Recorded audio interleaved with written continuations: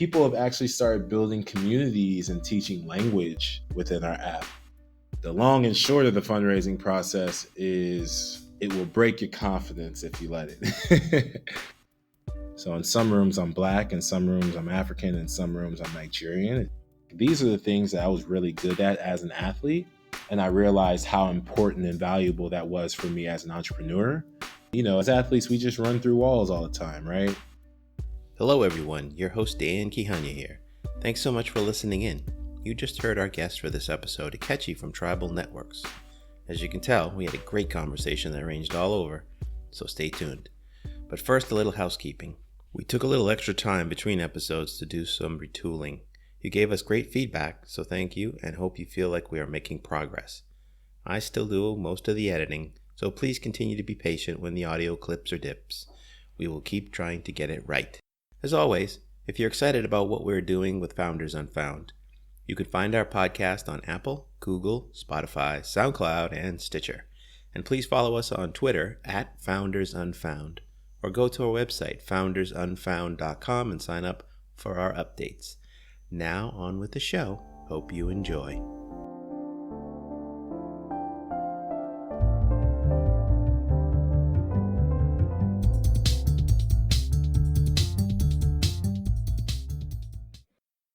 Hello and welcome to Founders Unfound, spotlighting the best startups you don't know yet. We bring you stories of exceptional founders from underrepresented backgrounds. This is episode 3 in our series on founders of African descent.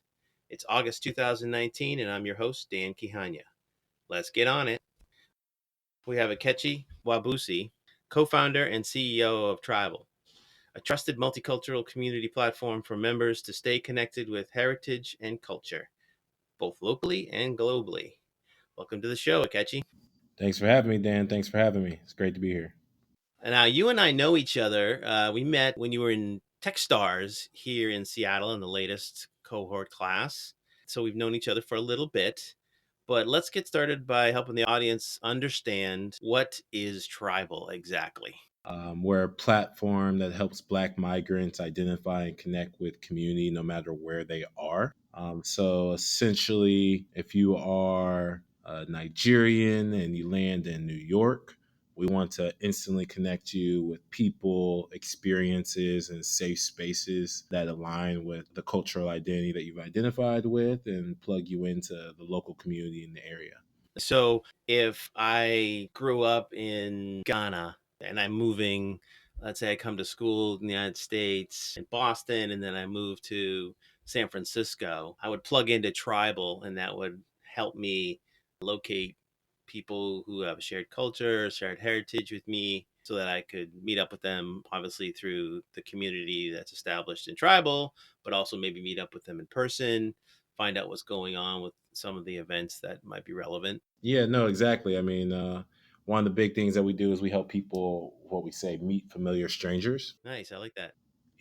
I think it all comes down, like the question we ask internally all the time is like the whole, like, where are you from is like a really outdated question. Yeah. The better question in today's day and age is where are you local? For example, myself, I'm local. I was born and raised in Houston, spent 5 years in Chicago, 3 years in Austin. Obviously spent a lot of time in Lagos, spent a lot of time in my home village in Abia State. Those are places that I'm local in. And whenever I'm outside of those places, how do I get as familiar, comfortable, and connected as I am whenever I'm in those locations? Nice. Yeah, I like that. Where are you local? I like that a lot. I think most of us are migratory these days, whether it's for school or jobs or a family. You end up relocating and relocating. And so you need to reestablish those roots and also carry with you those connections that you want to make strong bonds. This is a great idea. I was drawn to it when you're in Techstars, the high potential for a social network that has this kind of context can be tremendously powerful because it's a strong connector, but it's also something that is easily frayed by changing location. It's a really cool idea. Can you tell me what kind of progress you've made as a company and where is the platform at right now? So obviously we recently got to Techstars, so now we're We're in the process of fundraising. We're a venture backed company currently. We have a public beta that's on the App Store, and we're releasing much more robust version of the product here in the fall, early fall, with the goal of like actually getting a true live product, public product out by January. Can you talk a little bit about some of the features or things that users can do, either with the current beta or where you see the public product, as you call it? Yeah, so the product that we're about to release, the thing that we really learned from the public beta that we have on the App Store now, one, like most of our users are on Android and we're only on iOS. So really excited for this next release so we can get our Android community into the platform, I was going to ask which platform. Yeah, that makes sense. get them start testing and breaking everything. And then what we really try to bring to life in this new version takes our search to the next level. So we want to be able, essentially, what we've built inside the tribal. I know. Are you familiar with the Green Book? Oh, absolutely. Yeah. I knew about it before the movie, even. I'm kind of a history buff, and I remember reading about it. So, yeah, I'm pretty familiar with it. I mean, maybe for our users, for the few people who might not know, maybe you can just give us a quick synopsis of what it is. The Green Book essentially was like, I guess, long and short, like a black travel guide of safe spaces in different cities. Is that accurate portrayal? Yeah. You think? Yeah, I think so. Yeah, it was basically a guide during the time of segregated services, where, like you said, you could go and you could go safely. It's showcased in the movie Green Book, about a musician who's touring in the South, and he's kind of a New York elite African American gifted musician, and he's decided to do a tour down south, which there are many people who want him to play, but he encounters situations where he isn't always welcome to eat or stay. Right on target there. Just through my own life experiences and life experience, I think a lot of people from black communities deal with this. You're oftentimes forced to relocate, whether it be for school, work, new opportunities, and even going even further back, you think about immigrants and the African diaspora as a whole. Like the entire black community narrative is really a migration story. And with that, we thought it'd be important to kind of bring that value of the Green Book back to life through a social directory in the platform. So essentially, when using our platform, you'd be able to access a directory of people and communities that you were associated, connected, or had similar backgrounds to. And you'd be able to filter through that directory according to location, nationality, and then eventually other communities and interests that we kind of start to pick up and drive as we continue to grow out the platform. The next step that we're really trying to hone in on after that is really trying to be able to make high value recommendations of people that you should connect with, restaurants in the area or events in the area that we think that you would enjoy based upon how you've self-identified yourself. That makes complete sense. I was just back home in Boston with my family, and my sister-in-law is from Trinidad, and we were discussing the summer to fall event carnival celebration season. And in Boston, there's a big Italian St. Anthony's feast, there's a Puerto Rican parade, and then there's a West Indian carnival. And if I'm coming from one of those places, how do I find out about those things? I know for me, sometimes you find out by accident, because on the radio they'll talk about the traffic impact of such and such an event, and you think, wow, that sounds like a great event. I think I want to go there. Mm-hmm. So I think this ability to connect around the context, like you said, of nationality or heritage or ethnic group or culture is so powerful. We're excited about what we're building. The process has been a hell of a journey.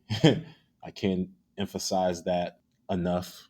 But we've learned so much along the way, and as we've been able to continue to build the team, a lot of the Techstars learnings and the mentors that we were able to connect with have all been really valuable in helping us take that next step as a business.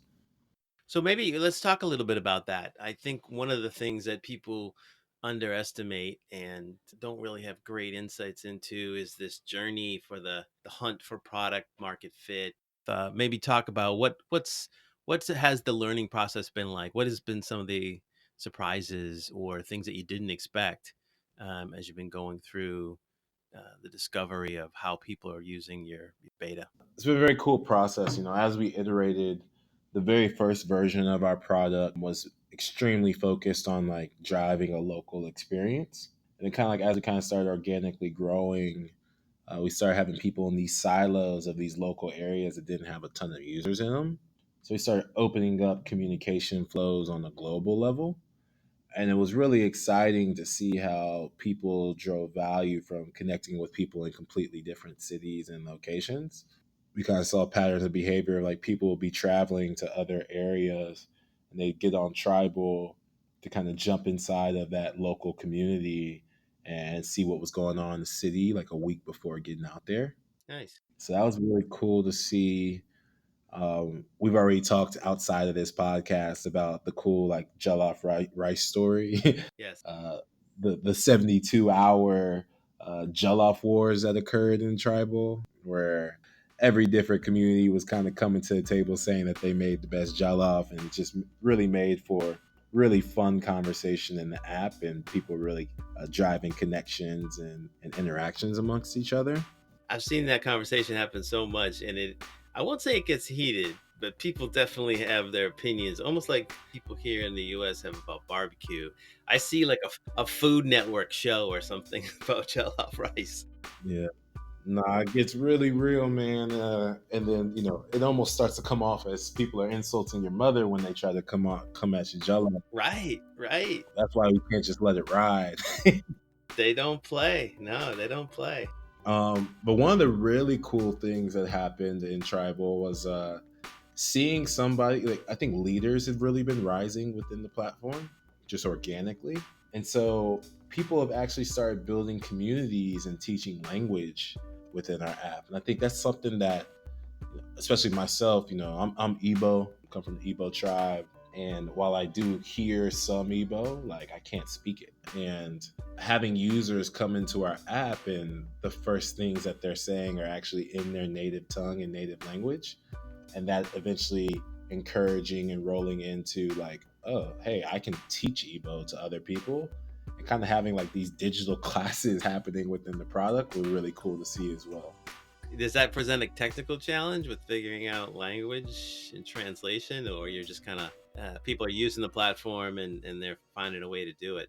So we've talked about it a lot. Ultimately, what we believe is, I don't know if the word is thanks to colonialism, but due to colonialism, uh, there is language standard across borders. So regardless of what African or Caribbean community you're targeting, they primarily speak English, French, or possibly Spanish and Portuguese. Right. And with English, French, and Spanish kind of being like really like the three major languages, we'll be able to build experiences around that. But I think as we continue to iterate on the product, like that's an opportunity that we can't ignore as a secondary market, and trying to identify how we can introduce language and create experiences around your true native languages and native tongue, to connect people and even help people learn. Something that we definitely have in our eyesight. Great. Awesome. So we're going to take a small break and we'll be right back with Ikechi Nwabuisi from TRiBL. We are so excited to welcome our first support sponsor, Founders Live. This is a global program that gives voice to emerging founders and early startups all over the world. Here's Founders Live CEO Nick Hughes to tell us more about it. Hi, this is Nick Hughes from Founders Live, a growing global community of entrepreneurial inspiration, education, and entertainment. The Founders Live movement includes unforgettable live-streamed happy hour pitch competitions held in over 50 cities worldwide, and the monthly events are coupled with a growing online platform where articles, videos, expert talks, technologies, and tools together help create world-class entrepreneurs. Our vision is to raise the tide for all startup regions but specifically second and third tier markets around the world to ultimately power the pulse of early stage entrepreneurship and creativity. We'd love for you to be a part of the movement. Check it out and join for free at founderslive.com. Nick is currently on a year-long tour, leading events and meeting founders around the globe. Check out founderslive.com to see if he might be coming to your city. And now we continue with our episode. And we're back with Ikechi from TRiBL Network.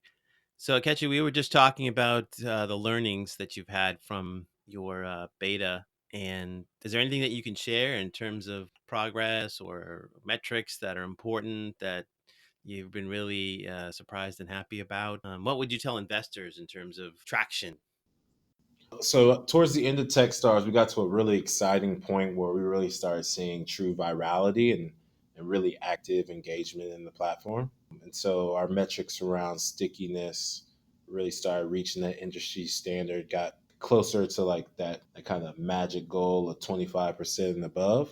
But we were able to see our virality K factor go above 2, which is really like that magic number. And when we discovered that, we immediately shifted focus on the product and engineering team to start building a new version of our product with the insights that we kind of learned. And are hoping to release that out here in the fall and build on the KPIs that we started discovering in the last version. The K factor of 2 is definitely a pretty good number. Maybe for those in our audience who are unfamiliar with that term, can you give us a quick definition of K factor? Yeah, essentially, K factor is for every organic user or for every user that you pay for, how many organic users are also coming into the platform through that paid user. So if I pay to acquire one user within the first 30 days, if that user brings on 2 other people, or invites 2 other people into the app and they transition into a user, then they become a part of the community, and that would be a K factor of 2. And so essentially, it's an equation that compares your organic to paid users. It's a powerful way to grow, and it's a really good indicator for your type of service that there's an appetite for this sort of social connectivity. So that's awesome. As a social consumer platform, the 2 most important KPIs and metrics are probably K factor and stickiness. Stickiness is daily active users over monthly active users. If you see those trending up, then you're able to create a really powerful story and narrative to your investors. And it's been really exciting, kind of to go through the journey and see how you can actually push and pull those levers by introducing new features or new experiences in the product. So let's switch gears a little bit and talk a little bit about fundraising. Have you raised any money in the past? Are you raising money now? Yeah. So no. The long and short of the fundraising process is it will break your confidence if you let it. And Absolutely true. you have to make yourself uncomfortable while going through it in order to learn and continue to develop and grow your business. So starting off, I think that there is an ideal way that fundraising happens, and it's you raise a family and friends round. You essentially raise money from people who know you, who you've built like a level of credibility with for an extended period of time and have some level of high trust or belief in you. Then you start moving towards more professional angel investors, and then eventually into venture capital funds or in family offices, family funds, things like that. So to date, we have raised about 750K. We've collected of that probably, I want to say about 400,000. That in one current round? Those 2 different rounds. So our first round that we raised, family and friends round, with a couple of smaller angels. That round ended up being about 150, which again, like just the fact that I was able to raise that amount of money from people in my very close network just speaks to a piece of the privilege of what's almost required to really get into the startup space. The reality of building technology and building product is it's extremely expensive. It takes a lot of capital and it takes talent.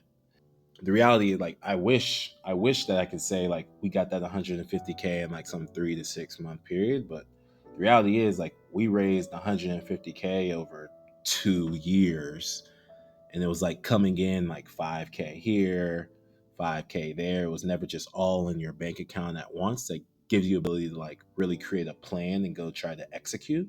So you're always kind of running on fumes as a business, not sure if like you're going to have the capital to continue the next month and during that phase. And that in itself is stressful and crazy as you continue to have to go pitch people and try to give them an idea of what you're doing and the value that it's creating.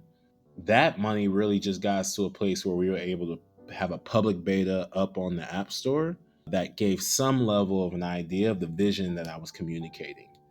And especially when you're going through fundraising, if you don't have a product, if you don't have anything but an idea, it's really difficult to really get the value of what's in your head out in a way that is easily digestible by an individual who wants to write a check for you. So the further along your product comes, the more easy it is for you to tell a story around what you're building and how it's going to change the world. Is there anything that's been super challenging or disappointing aside from the fact that it does take a long time to raise money? Yeah, so now so essentially we came to Techstars. Techstars road check for 120K standard, and introduced us to this major network of dope mentors and investors, you being one of them. And through that mentorship and network, we opened up another round at the end of the program, and we have 500,000 committed, collected on about 150, 200 of that. But like even in this now that we're in this level of the process, we have people who are committed to the round who are waiting for us to identify a lead investor. And the reality is, people write checks for people that they have things in common with, people that they can pattern match with, people that they can identify like personality traits that they have in themselves that they now see in someone who they believe will be successful. Because that's what people have. People use their experiences and their own history to try to make the best decisions as possible.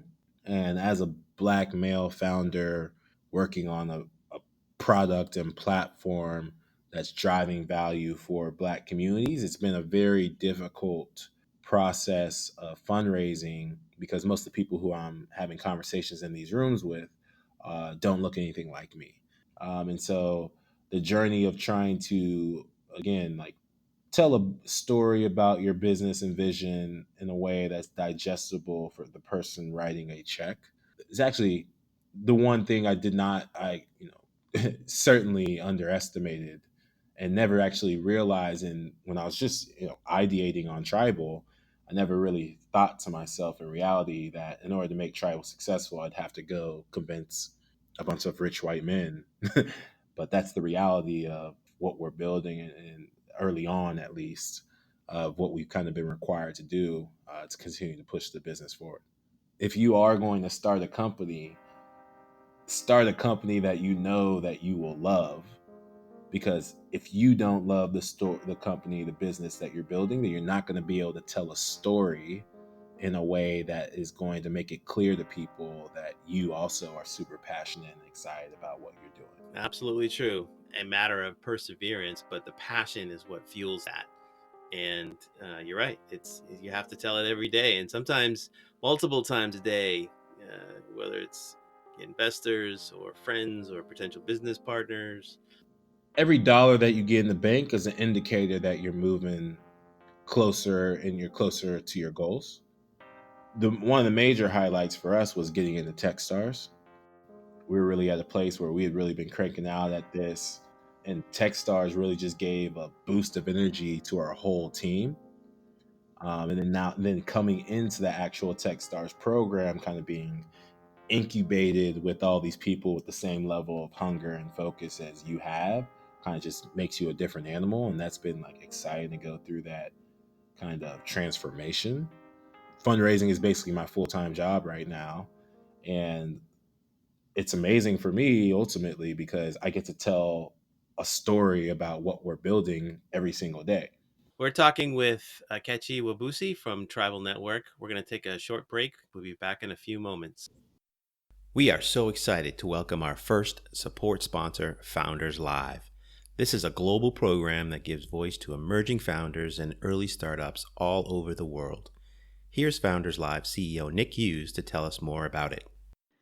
Hi, this is Nick Hughes from Founders Live, a growing global community of entrepreneurial inspiration, education, and entertainment. The Founders Live movement includes unforgettable live-streamed happy hour pitch competitions held in over 50 cities worldwide, and the monthly events are coupled with a growing online platform where articles, videos, expert talks, technologies, and tools together help create world-class entrepreneurs. Our vision is to raise the tide for all startup regions, but specifically second and third tier markets around the world to ultimately power the pulse of early stage entrepreneurship and creativity. We'd love for you to be a part of the movement. Check it out and join for free at founderslive.com. Nick is currently on a year-long tour, leading events and meeting founders around the globe. Check out founderslive.com to see if he might be coming to your city. And now we continue with our episode. We're back with Ikechi from TRiBL Network. So Ikechi, tell us how the idea of TRiBL came about. Where did you get this idea, and what's the origin story for this company? I think I really got inspired. I think it's really interesting. But ultimately, I think I was inspired by the story of Black Wall Street. Sure. It was like 5, 6 years ago where that story really surfaced back to life. And a lot of people my age were discovering the information around Black Wall Street. And that was like a big eye opener for a lot of people in my generation, I feel like, who didn't understand that Black wealth in America had been created so early on in some of these regions and some of the systemic issues and violence that happened to remove that. Yeah, there's the story of is it Tulsa? I think. Yeah, Tulsa, Oklahoma, during segregation, early 1920s, Black community was thriving. Neighboring community, whites, ended up calling in the KKK and government. They bombed and they burned it down. They bombed and burned it down. It's the only time government ever bombed its own soil here in America. A really just crazy story that just like wiped out your history books. Like you never learn about it, and especially as in my parents being Nigerian, there's a big disconnect of what African immigrants understand about Black communities and what they've been through here.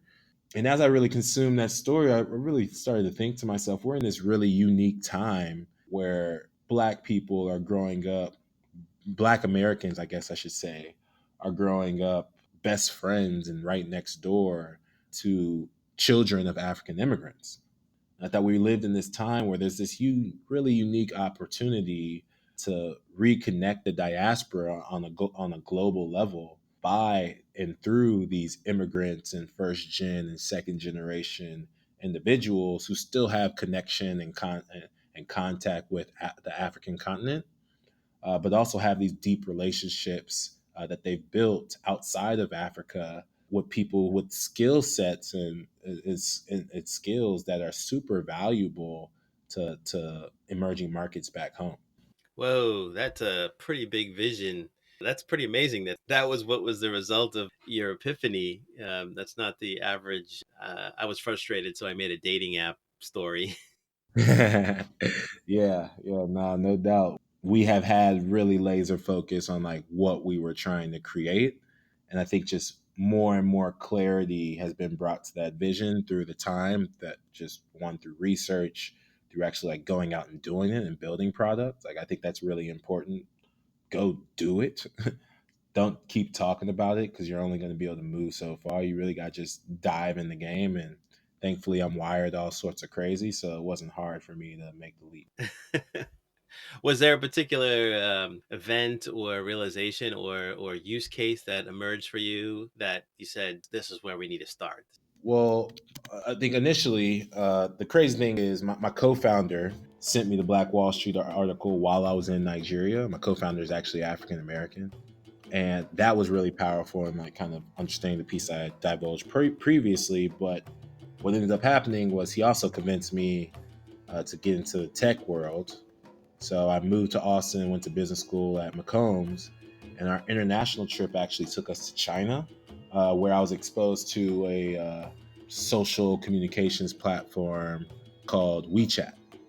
And for those who aren't super familiar with WeChat, essentially think about it as like Chinatown in your pocket.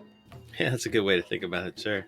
And I thought that was really really powerful in how they had essentially built this community marketplace for their people, that they were able to do all types of commerce and transactions and exchange amongst one another within. And I wanted to build an ecosystem similar to that, and thought that WeChat really gave us insight not only to like the kind of desires that people from underserved emerging markets, unbanked communities would have from a technology perspective and how that could be serviced, but also how we can then leverage that and build it for a different community for ourselves. Nice. So now, when you were in Nigeria, were you visiting there? Or were you living there at the time? Now, my sister was actually getting married. So, in our community, in our culture, you typically have what's called a traditional wedding that usually, ideally, would happen back in Nigeria in your home village, and then you eventually have a what do you call it, an American wedding or another wedding in the states. So we were there for her Nigerian wedding, and again, just being there, going there often, experiencing what's in Nigeria. I oftentimes come back just so excited and sharing with my friends here about the opportunities that exist that just aren't being utilized back home. That makes a lot of sense. I can imagine going to an event like that. I've been to a Kenyan wedding, and they go on forever, Yep. and the whole town is involved. Yep. And I can imagine being there thinking, I gotta find a way to stay connected to this, to stay connected to these people, to this community, to this culture. And I don't really have a good way to do this. I'm not gonna set up a Facebook group or something like that. So how do I stay connected to this? So tell us a little bit more about yourself. Did you always think you were going to be an entrepreneur? Did you think you were going to be a technical person? How did your thinking evolve as you grew up? Well, I mean, I grew up in a house where the emphasis was around education. Can identify with that. Yeah, so bring home a B minus, and like it's an issue. I don't know if we can cuss on your podcast, so I'll hold back here. But being that was the case, like I ended up finding that like I had a deep love for like playing with numbers. I love math. I love numbers in general, and was always pretty good in school naturally. So, and then while also doing that, like our whole family happened to all be really into sports. So my sister, always a crazy 3-4 sport athlete in high school, went on to UT to run track for a couple years. My brother was the same thing, 3-4 sport athlete, played football at KU and then eventually for the Jets until he tore his ACL. Wow. And so I actually went to the same high school as them and had like all the pressure in the world of, hey, your brother and sister were savages. Are you savage too? Actually, I am. And so I ended up going on to play football myself at Northwestern. Had a short stint with the 49ers and Redskins. Wow. In the NFL. And so sports were a major part of my life until the age of 23, 24, when I finally hung up the cleats. And now, both my parents are entrepreneurs. So I think I always knew that I was going to be in some sort of finance building into entrepreneurial roles, which is kind of how I am. But how it came about and the fact that it ended up landing me in tech, like I had no idea. Do you see a connection with a sports background and becoming an entrepreneur? Yeah, for sure. And to be clear, like I didn't see this when I first became an entrepreneur. I'm like 6 years in to like really trying to do entrepreneurial things. But I think one thing athletes do really well, I think one thing that's expressed whenever I communicate, hey, I played college football, I played in the league, is that this person has a high level of dedication and can create really strong habits that lead to success. And then, as athletes, we just run through walls all the time, right? It's like, hey, there's a new challenge, and you get yourself revved up and excited to tackle that challenge over and over again without really exhausting yourself as an athlete, just because that's how you're wired. And so, in that same way, in the entrepreneurial world, no decision that you make is actually driving value instantly for you. You have to understand that the habits and the processes that you're going through on a day-to-day basis end up getting you to this long-term goal. I think athletes align themselves well in that, even though we do like that immediate satisfaction whenever we can get it. And then also in working with team and building team. When I was at Northwestern, I was captain my senior year, and I literally recruited all the most talented guys who were in the sophomore and freshman class. I was like the go-to host whenever we had like a really talented recruit that we were like fighting Ohio State or Stanford over. 100% closing rate for myself, so I feel pretty good about that. And it was probably about 2-3 years into the journey where I really sat back and was like, these are the things that I was really good at as an athlete. And I realized how important and valuable that was for me as an entrepreneur. And then actually start shifting my focus as CEO to building team and building kind of like those habits that are going to lead to a long-term practice. That is a great comparison. Because I've used this term before.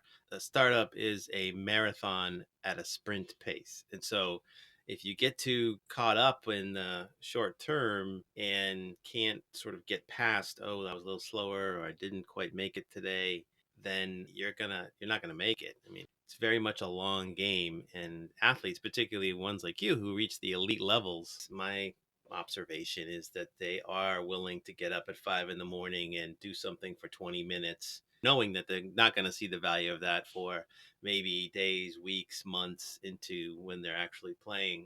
I definitely see that as part of the entrepreneurial journey. And I think you're absolutely right also about teams, that most of the most impressive entrepreneurial leaders that I've seen have a lot of team sports background, which I think creates this combination of ability to lead, but also the ability to collaborate, and understanding that there's a body that needs to work in unison, and it's only going to work as well as the weakest part, or the part that may be failing, and how can you reach back and help that particular part if they're overwhelmed, or how do you realign the team so that it can be successful. The thing you brought up that's I probably left out that's really important to highlight is bringing a group of individuals together for one shared vision and one shared cause. That is definitely a major team sports thing that translates really well in the startup world. Yeah, I think so. Let's shift gears a little bit. I mean, you and I are similar in that we're both sort of first generation African Americans or American Africans. How do you see the dynamic as a Black founder? Do you view that there's a difference either within our community of Black entrepreneurs based upon where you come from or your heritage is? Yeah, so to be honest, again, and I think this is another piece of privilege, right? That I'm happy to share that I have. There is a level of people, especially in the tech community, if they have worked in product or in engineering, it wouldn't be shocking that they came across like a Nigerian, right? Or an African of some sort. And so I think that there's a little bit of a bias of perception that Africans are smarter or more intelligent. And, honestly, that has been helpful. I think Africans are viewed slightly different than Black Americans from like a work effort and hustle perspective, just especially if they're an immigrant, right? They actually separate themselves from their entire country because of how hungry they are to reach kind of a new economic level for not only themselves but their family, and kind of like the mindset around that. But broadly speaking, I think African, Caribbean, Latin American, very similar culturally. Obviously, everyone has something unique, but from the foods that we eat, social lives, like the different ways that we connect, I think the fact of race has always been a connector. And when you find yourself in spaces where you are the minority, the way that you identify yourself or look at yourself can change and evolve. So in some rooms I'm Black, in some rooms I'm African, in some rooms I'm Nigerian. It just depends on like which identity creates the most community for me in that space. And due to that, I think that people have typically had life experiences across a diverse set of these black communities if you are black. And if you're not black, then most of your exposure, I feel like, to black people, especially if it's in tech, has been Africans and immigrants, and that is a little bit different. Yeah, I think you're probably right. And to some degree, I think culture can be confused with race, when in fact those things can be very different. But I also see, and part of this speaks to your vision, is that there's a common strand that runs through all of us whose origins came from the continent, whether that was 200 years ago or 20 years ago or last week. It's an interesting topic, and as I explore, I'm trying to get a lot of different voices. And for me, it's all about how do we create a rising tide where all boats are lifted. Yeah, no, definitely. I think the deeper that we get into these communities, the more we do figure out like how they can differ in some extreme ways, and they don't all get along. But what we've always typically found is like there are bridge builders amongst these communities that we're able to leverage to bring more people together than not. How would people get in touch with you? You can follow us. When I say us, you can follow TRiBL at the TRiBL Network, THETRIBL Network, all one word, on both Twitter and Instagram. If you want to connect more deeply with me personally, you can find me on my personal Instagram or Twitter, Buisi underscore X, BUISI_X. Even if you're an investor, it's probably easiest to get in touch with me on Twitter, and then we can get to email through that. And also our website, if you want to go download the app, go to our website, www.thetribalnetwork.com. Outstanding. Thank you so much, and good luck with TRiBL. I'm rooting for you, and go get them. All right, appreciate it. Thanks so much for listening to the show. We'd like to thank our guest, Ikechi Nwabuisi, and our sponsor, Founders Live. As always, if you're excited about what we're doing, you can find our podcasts on Apple, Google, Spotify, SoundCloud, and Stitcher. You can also follow us on Twitter at FoundersUnfound, or go to our website, foundersunfound.com, to see the latest. This podcast was produced by Dan Kihanya, me, and Deborah Drake. Our music was composed by Paul Mitchell-Beebe, Sebastian Morowitz, and Jason Donnelly. I am Dan Kihanya, and you've been listening to Founders Unfound.